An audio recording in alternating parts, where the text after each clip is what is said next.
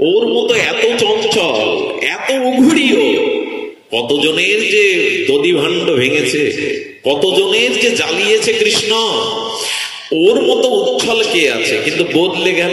ঘটনাটা কি ঘটলো দেখো। ঘটনাটা, রামচন্দ্র দশরথের কোলে বসে প্রসাদ পায় না, মর্যাদা আছে বাবার কোলে, ও ধীর স্থির ভাবে পাশে বসে প্রসাদ পায়। আজকে কি করেছে? আজকে দশরথের ওখানে কে গেছে? কৌশল্যার কোলে কৃষ্ণ গেছে। রামলালাকে যেই পাশে আসন দিয়ে বসেছে, ও দৌড়ে গিয়ে কোলে বসেছে দশরথের। আচ্ছা, দশরথের কোলে বসে কি করছে জানে? রাম ধীরে ধীরে খায়, সবকিছু মর্যাদা, ওনার সব কাজ গোছালো, আর কৃষ্ণের সব কাজ চঞ্চল। ও সব ভাঙবে, খাবে, ছড়াবে। এদিকে কি করেছে? যেই কৃষ্ণকে দশরথ পাশে বসিয়ে খাওয়াতে যাবে, কোলে লাফ দিয়ে উঠেছে। দশরথ খাচ্ছে তো দাড়ি টানছে, খাবারটা কখনো মুখে লাগিয়ে দিচ্ছে, কখনো নিজের মুখে লাগাচ্ছে। কৌশল্যাকে বলছেন, আমার রাম তো এরকম আচরণ কোনোদিন করে না, ও তো শান্ত, সমাহিত, মর্যাদা কোনোদিন লঙ্ঘন করে না, এমন করছে কেন? কৌশল্যা বুঝতে পারছে না রহস্যটা। এরপরে যখন ছেড়ে দিয়েছে, তখন খেলতে গিয়ে কৃষ্ণ কি করেছে? এর মারবে, ওর কাঁধে উঠবে, ওর ছড়াবে। রাম কখনো কাউকে মারতো না, খুব শান্তভাবে সকলকে নিয়ে খেলা করতো, মর্যাদা পুরুষোত্তম। কিন্তু এখানে এই তুই নিচে হ, আমি তোর কাঁধে উঠবো, ওই সেই কৃষ্ণের খেলা। কৌশল্যা বলছে কারণ কি? একদিনে এভাবে বদলে গেল কি করে? কৃষ্ণের ছোঁয়া লাগলো না তো ওখানে গিয়ে। এদিকে কৃষ্ণের রামের অবস্থা কি শুনুন। যেই না নন্দ বাবা কোলে নিয়েছে রামলালাকে কৃষ্ণ মনে করে, সেই কি করে দৌড়ে পাশে এসে বসেছে, আমি তোমার কোলে বসবো না। দেখছে নাচছে না, আমার গাল থেকে কেড়ে খাচ্ছে না, আমার নিজে নিজেই মুখে অনেক শান্ত সমাহিত, যেন মাটির ঢেলা। মর্যাদা হলে তো তাই হবে। এরপরে দেখছে যশোদা সখাদের সাথে খেলতে গিয়ে যখন কৃষ্ণের কান ধরে টানছে মধুমঙ্গলে, এই নিচু হাত ওর কাঁধে উঠবো। রাম তখন হাত জোর করে বলছে, কেউ কারোর কাঁধে ওঠে নাকি? গায়ে পাল, মর্যাদা পুরুষোত্তম, কারো মর্যাদা তো কোনোদিন লঙ্ঘন করেন না। পিঠে ওঠে নাকি কেউ? আয় একসাথে খেলা করি, কিন্তু পিঠে। বলি এ আবার কে? এই তুই আবার ভদ্রতা শিখলি কবে? কানাই কান ধরে টানছে, একবার কাঁধে উঠছে, কাঁধে চড়াচ্ছে, বলে তুই এবার শিখলি কি? এটো ফল দিতে গিয়ে বলছে, কারো এটো খেতে নেই। এখন এই দৃশ্য দেখে রাত্রে কৌশল্যাও চিন্তায় পড়ে গেছে, রামও চিন্তায় পড়ে, বিপরীত লক্ষণ কেন? খুঁজে উত্তর পেল, বদল হয়ে গেল না তো, বদলে গেল না তো।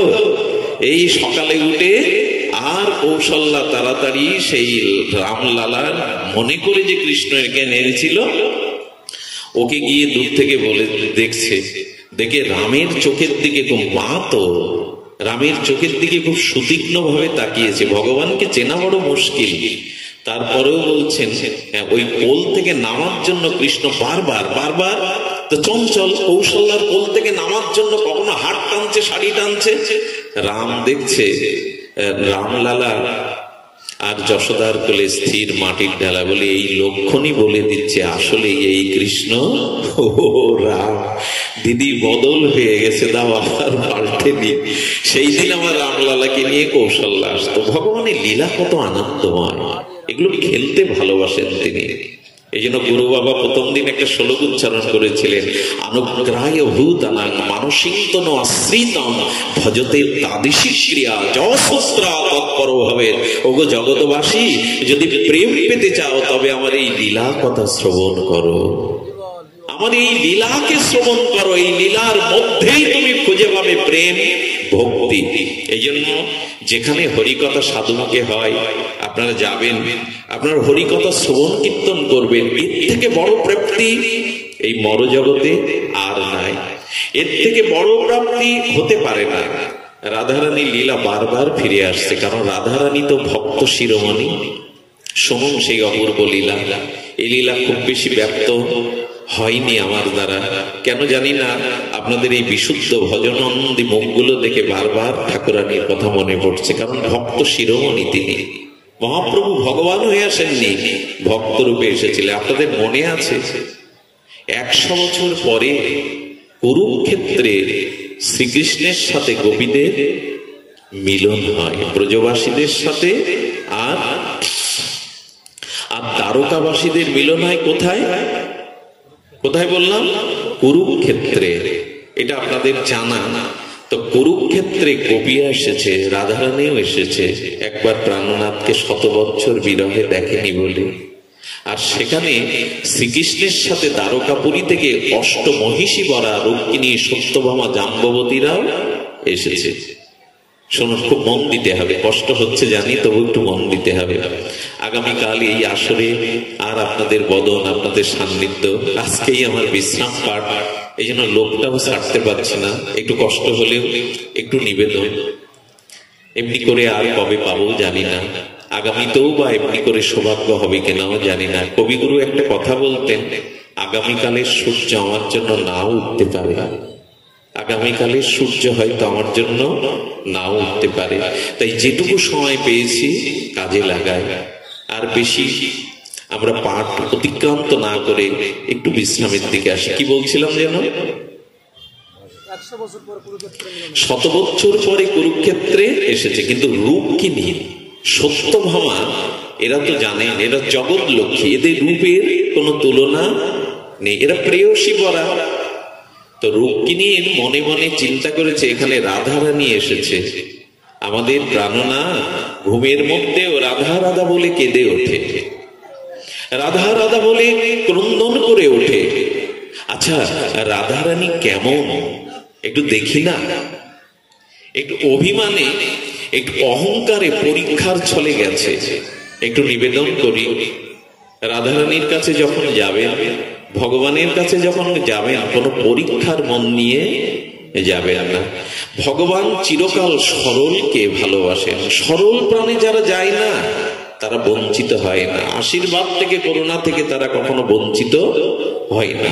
শুনুন, রুক্মিণীর রূপের অভিমান ছিল, গর্ব ছিল।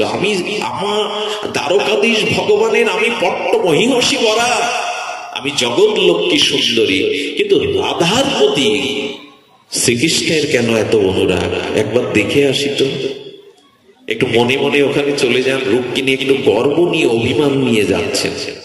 যেখানে তাঁবু আছে, গোপীরা আছে, ঠাকুরানী আছে, ওই তাঁবুর মধ্যে প্রবেশ করেছে, করেই দেখছে এই কি নয়ন ভোলানো আর বিশ্ব মোহিনী রূপ, কি রূপের ছটা চারিদিকে আলোকিত হয়ে পড়েছে। সেই রূপ দেখে নিজের দিকে রুক্মিণী তাকিয়ে বলছে, ধিক শতধিক এই রূপের, আমি কি অভিমান নিয়ে এসেছিলাম। এই জন্য কোনো অভিমান নিয়ে, অহংকার নিয়ে, গর্ব নিয়ে যেতে নেই রাধারানীর কাছে। এটাই এই লীলাতে তার প্রমাণ। চরণে পড়ে বললেন, এই কি দিব্য ভুবন মোহিনী রূপ। সঙ্গে সঙ্গে বলছেন, তুমি কাকে কি বলছো? বলো, আপনি রাধারানী? বলে, না না, আমি রাধারানীর একটা সাধারণ সখী।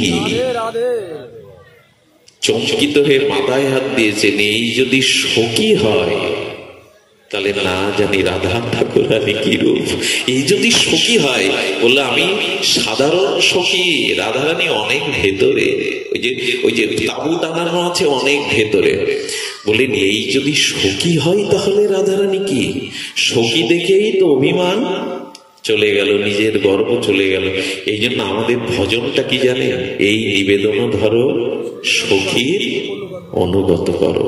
সখীর আনুগত্যে যদি ভজনটা হয় তাহলে রাধারানীর কাছে পৌঁছানো যাবে।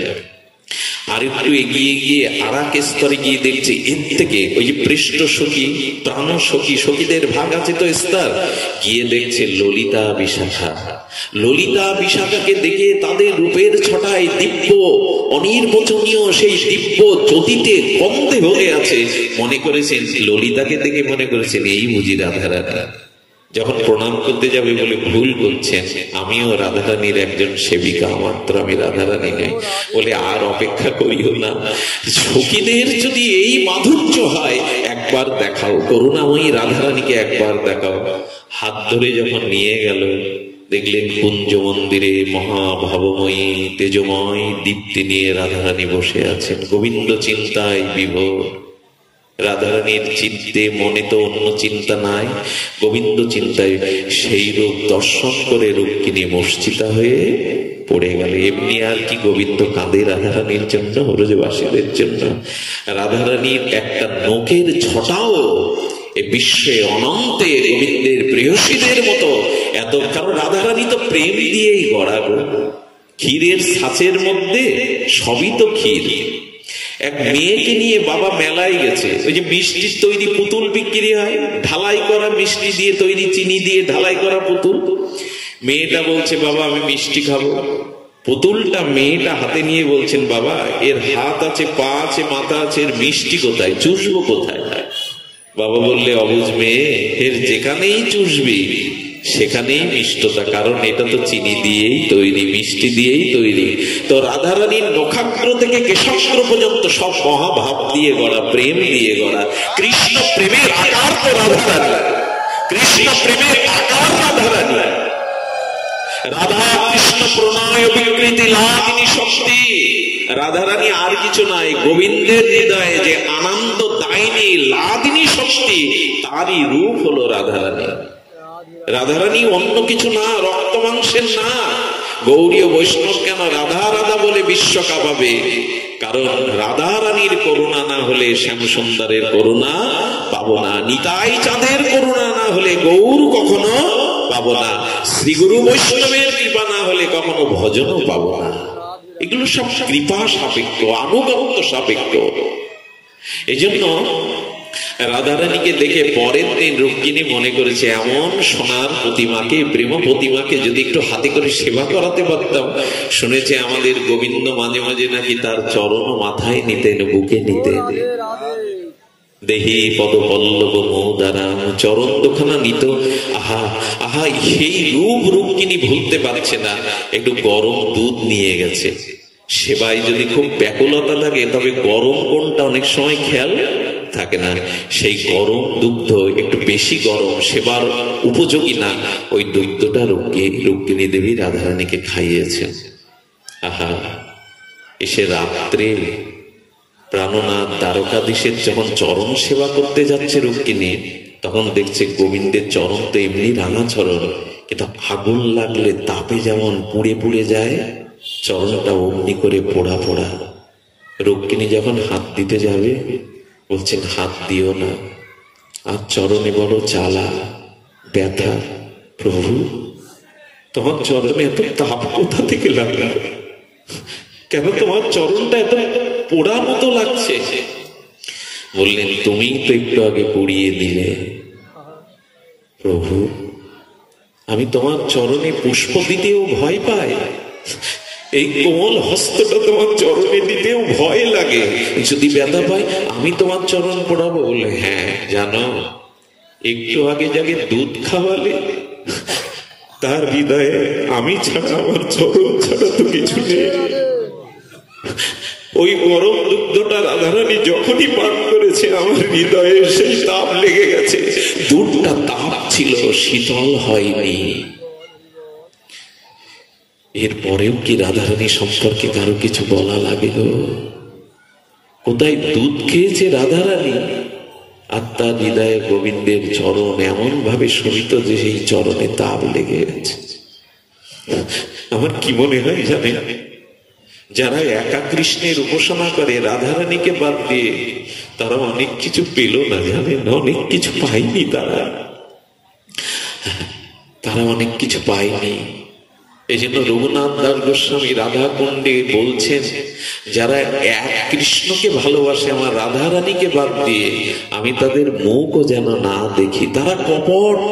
আমি যেন তাদের মুখও না দেখি, তারা কপট। রঘুনাথ দাস গোস্বামী বলছেন, যারা যুগলে সেবা করে, বলে যারা রাধারানীকে যুগলে সখী পরিবেষ্টিত যুগলকে সেবা করে, আমি তাদের চরণ ধুয়ে দিয়ে সেই চরণ জল মাথায় নেব, তাদের চরণ বন্দনা করব যারা যুগল ভজন করে। এই জন্য গুরুদেব নির্দেশ দিয়ে দিলেন, শ্রীধাম বৃন্দাবন যুগল ভজন ধন মোহে করাল পদেশ, আরাধ্য ভগবান ব্রজেশ তনয় স্তব্ধামং শ্রী বৃন্দাবনা রম্য কাচিত উপাসনা ব্রজবধূ বর্গেন যা কল্পিতা। আমাদের ভজনটাই, আর কি বলছেন, শ্রীকৃষ্ণ চৈতন্য মতমিদাং তত্রাদরণা পর।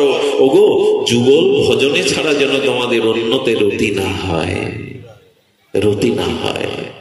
এই ব্রজের যুগল উপাসনায় আমাদের জীবনের একমাত্র সার, একমাত্র সার।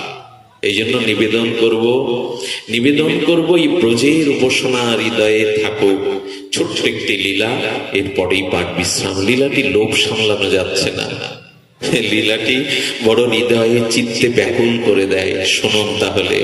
শ্রীধাম বৃন্দাবনে গোবিন্দ সখাদের নিয়ে বসে আছেন। একটু মনে মনে ওখানে চলে যান, ব্রজে চলে যান। সেই যমুনা পুলিনে মধুময় আনন্দময় ফুলময় বৃন্দাবনে সখা পরিবেষ্টিত গোবিন্দ যেন শতচন্দ্রের উজ্জ্বল শ্যামল কান্তি নিয়ে অনন্ত আনন্দ বিতরণের জন্য বসে আছে। গোবিন্দ বসেছেন, হঠাৎ সুবল উঠছে। সুবল যখন উঠছে, কৃষ্ণ বলছে, সুবল কোথায় যাবি? সুবলের ছোটবেলায় বিয়ে হয়েছিল জানেন। সুবল বলছে, আমি শ্বশুর বাড়ি যাচ্ছি। এই আর গোবিন্দকে কে পায়? বলে, শ্বশুর বাড়ি কাকে বলে? আমি শ্বশুর বাড়ি যাব। তো সুবল বলছে, শ্বশুর বাড়ি কাকে বলে জানি না। বলে, কোন গ্রামের নাম শ্বশুর বাড়ি? কৃষ্ণ মনে করেছে গ্রামের নাম, যেমন বর্ষণা একটা, গোকুল একটা। আরে বোকা, কিচ্ছু জানিস না তুই। গোপাল তখন ছোটই, কিচ্ছু জানিস না। শ্বশুর বাড়ি বলে কি করে বোঝাবে? বলে, শোন, বাবার বাড়িকে বাবার বাড়ি বলে, আর মায়ের বাড়িকে মায়ের বাড়ি বা মামার বাড়ি বলে, আর বিয়ে করলে বইয়ের বাড়িকে শ্বশুর বাড়ি বলে। কৃষ্ণ বলতেন, তাহলে আমি শ্বশুর বাড়ি যাব। তোর শ্বশুর বাড়ি, তোর বিয়ে হয়নি, তো শ্বশুর বাড়ি কি যাবি? লোকের শ্বশুর বাড়ি বললো, আমি আজই বিয়ে করবো, বিয়ে করে শ্বশুর বাড়ি আমাকে যেতেই হবে। কি আর বলবো? আচ্ছা, যদি বলেন কৃষ্ণ এটা বুঝতে পারছে না বিয়ে কাকে বলে, শ্বশুর বাড়ি কাকে বলে, বিশ্বাস করুন, কৃষ্ণ বৃন্দাবনে ব্রজপ্রেমে সেই অসমাপ্ত তাদের নিরুপাধি প্রেমের দ্বারা ওখানে ভগবানত্ব ভুলে গেছে। ভগবান, এটি মিথ্যা কথা নয়। প্রেমে কি থাকে জানেন? প্রেমটা, ভক্তিটা ভাব থেকে আসে। কি থেকে আসে? খুব মূল্যবান কথা। ভক্তি আসে কোথা থেকে? ভাব থেকে। আর জ্ঞান আসে ব্রেন থেকে, মস্তিষ্ক থেকে। এই জন্য ভাবের কথাগুলো হৃদয় ছুঁয়ে যায়, আর জ্ঞানের কথাগুলো মস্তিষ্ক ছুঁয়ে যায়। অনেকে পণ্ডিত আছে দেখবেন, অনেক পাণ্ডিত্য মুখস্থ, কিন্তু সেই পণ্ডিত আর জ্ঞান ওটা ব্রেনে লাগে, হৃদয়ে ভাব ছাড়া লাগে না।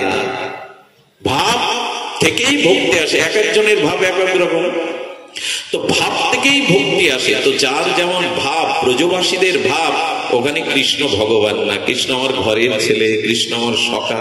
এই তো ব্রজের দাস্য, সখ্য, বাৎসল্য, মধুর ভাবটা ওখানে, ঐশ্বর্য নাই। অবশ্য খুব ভালোবাসা যেখানে, সেখানে উঁচু নিচু, বড় ছোট থাকলে প্রেম হয় না। প্রেমে কখনো মর্যাদা থাকে না। মর্যাদা উঁচু নিচু থাকলে সেখানে প্রেম কোনোদিন।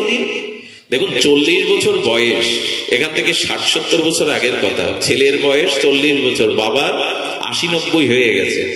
40টা টাকা ছেলের কাছে দিয়েছে, দিয়ে পথে উঠছে, দুহাত যেতে পারছে না। বলছে, টাকাটা আছে তো তোর কাছে? টাকা ঠিক আছে তো? কারণ বাবা এখনো ওকে বড় মনে, কোনো বাবার কাছে ছেলে বড় হয় না।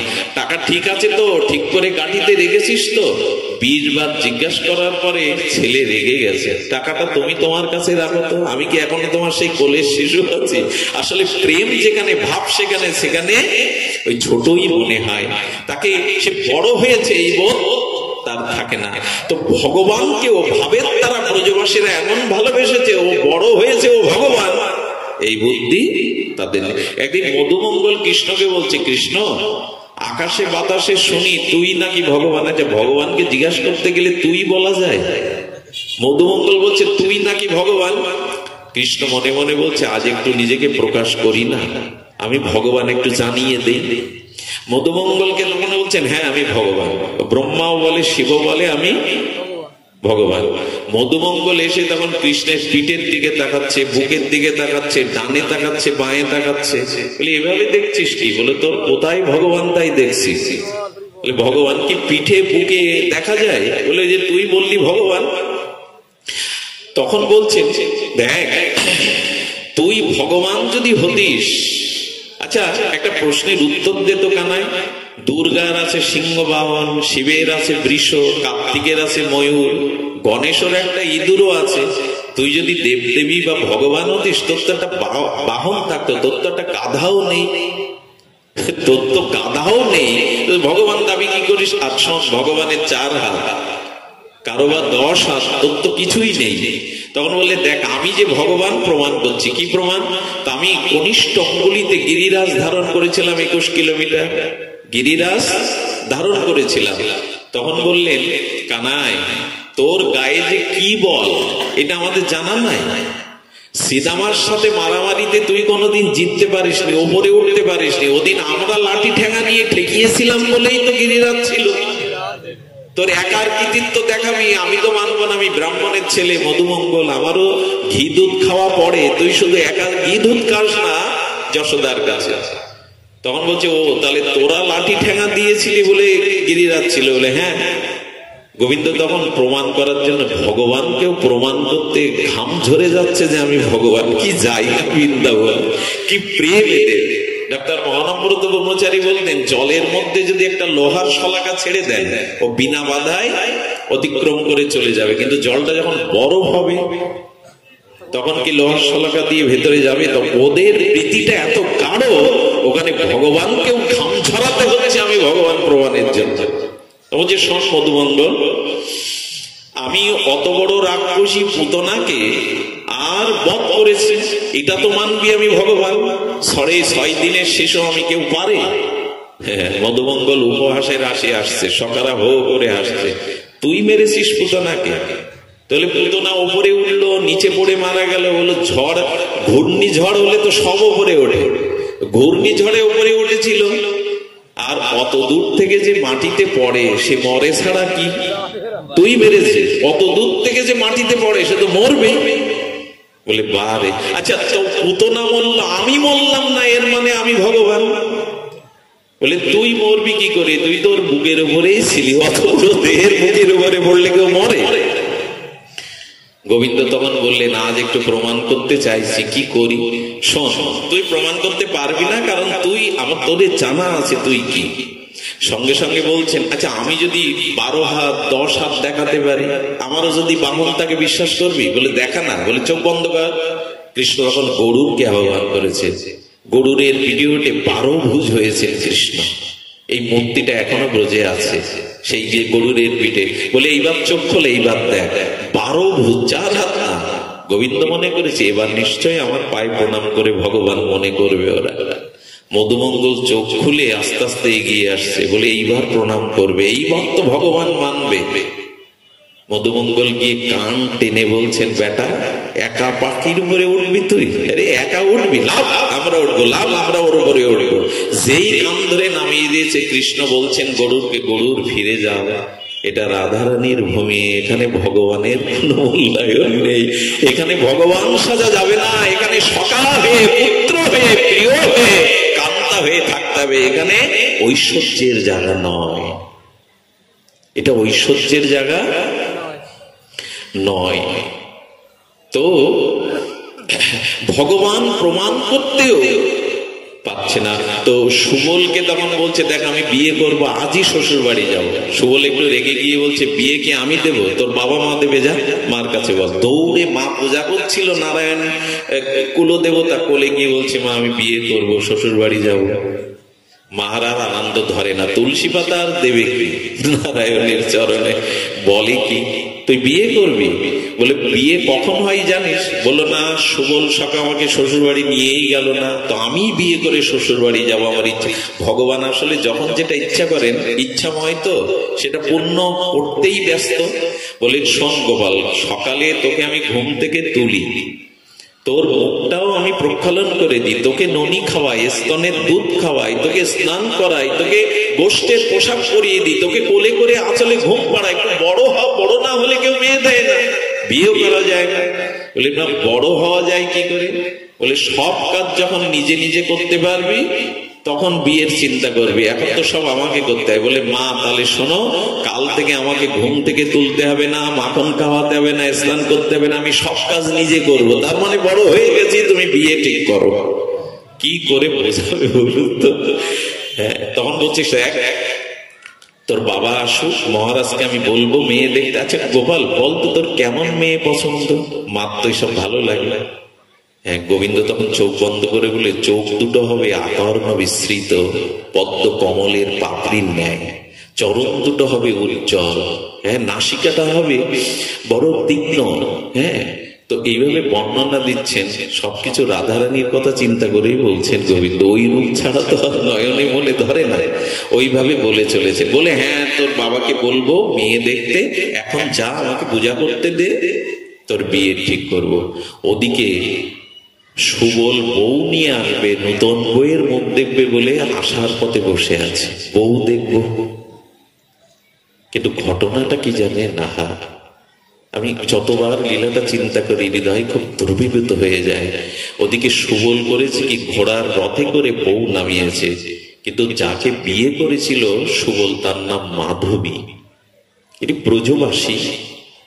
এই মাধবীকে তার মা বলে দিয়েছে, শোন, তোর পতি দেবতার একজন সখা আছে, বন্ধু আছে, তার নাম গোপাল কানাই, তুই কোনোদিন তার দিকে তাকাবি না। একবার যদি তার চোখে চোখ দিস তাহলে তোর পতি সেবা, তোর সংসার সব চুলোই যাবে। আমি শুনেছি একবার ওদিকে যে তাকায় তারা সংসার, আজও তাই হয়। ষড়গোস্বামীরা সকলেই সব রাজত্ব রাজমন্ত্রী ছেড়ে বৃন্দাবনের ধোলায় পড়ে থাকে। কেন গো?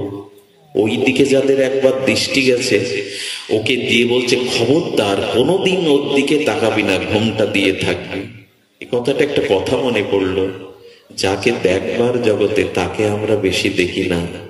যাদের না দেখলেও জীবন চলে, যাদের মুখগুলো দেখলে কোনো কল্যাণ হয় এমন নয়, আমরা তাদের মুখ সারা জীবন দেখে গেলাম। যাদের দিকে তাকালে, যাদের দিকে চাইলে, আর আচ্ছা, হৃদয়ে তো ভগবান আছে, সেই ভগবানের দিকে চান। যাদের দিকে চাইলাম তারা আমার প্রকৃত আপন নয়, আপন জনকে আমি দেখলাম না। ঘুমটা দিয়েছে, কৃষ্ণ ছুটে গেছে। কৃষ্ণ বলছে, সুবল, তোর বইয়ের ঘুমটা তুলতে বল, আমি তোর বইয়ের মুখ দেখবো। বউ কাকে বলে দেখবো? ঘুমটাটা আরো টেনে দিয়ে হাত দিয়ে বলছেন, ওনাকে বলে দিন ওর মুখ আমি দেখবো না। যেই বলেছে কৃষ্ণের চোখে জল এসে গেছে। সুবল, তোর বউ কেন বলছে আমার মুখ দেখবে না? সকলে চেয়ে থাকে আমার মুখখানা দেখার জন্য। শোনো শোনো নূতন বউ, ভালো করে বলছি, অনুরোধ করছি, তোমার মুখ দেখাও।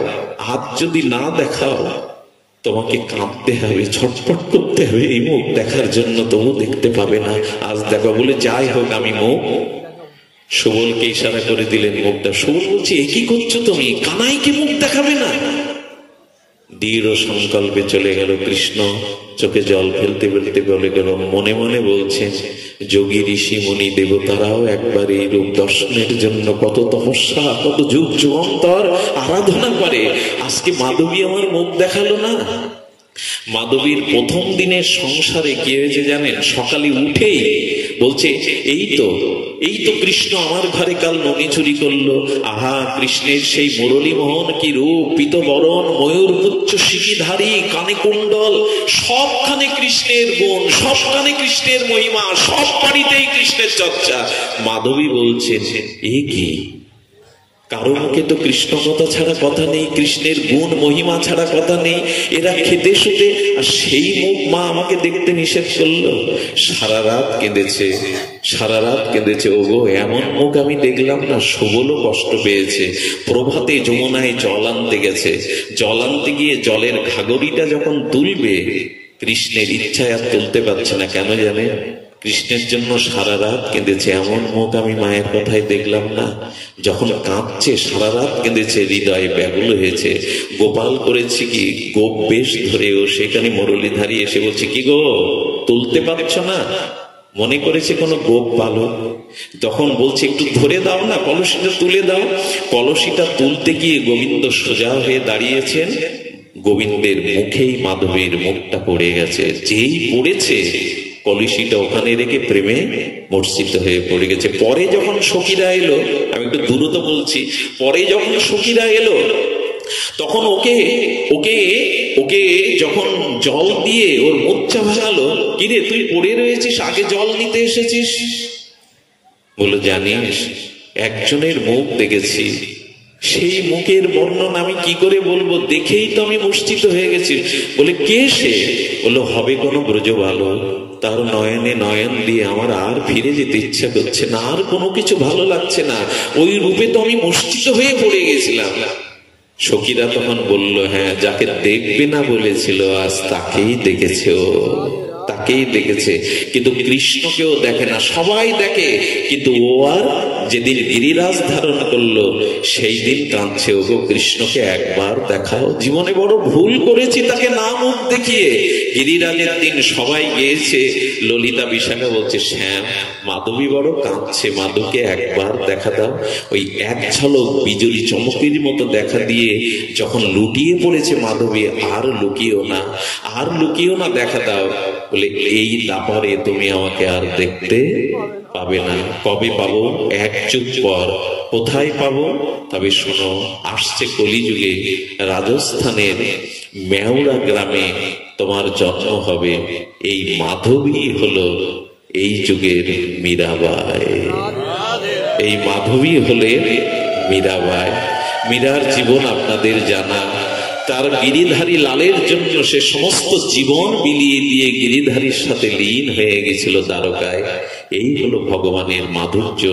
তাকে যে ভালোবাসে, তার দিকে একবার যে তাকায়, তাকে আত্মসাৎ করে। মা আসরকে নিয়ে আসতে। শুধু ভক্তগণ, আপনাদের এই পঞ্চম দিনের ভাগবতীয় কথায় আমি একটা অনুরোধ বা একটা আঁচল পেতে ভিক্ষা চাইবো আপনাদের কাছে। সেই ভিক্ষাটা অর্থ না, সেই ভিক্ষাটা একটি জিনিস, সেটি হলো এই বাড়িতে যারা এই অনুষ্ঠান এই চতুর্থ বৎসরব্যাপী এভাবে দিয়ে যাচ্ছে, আমি অবাক হয়েছি তাদের ধৈর্য, তাদের বৈষ্ণব সেবার মহিমা, ভাগবতের জন্য তাদের যে ব্যাকুলতা।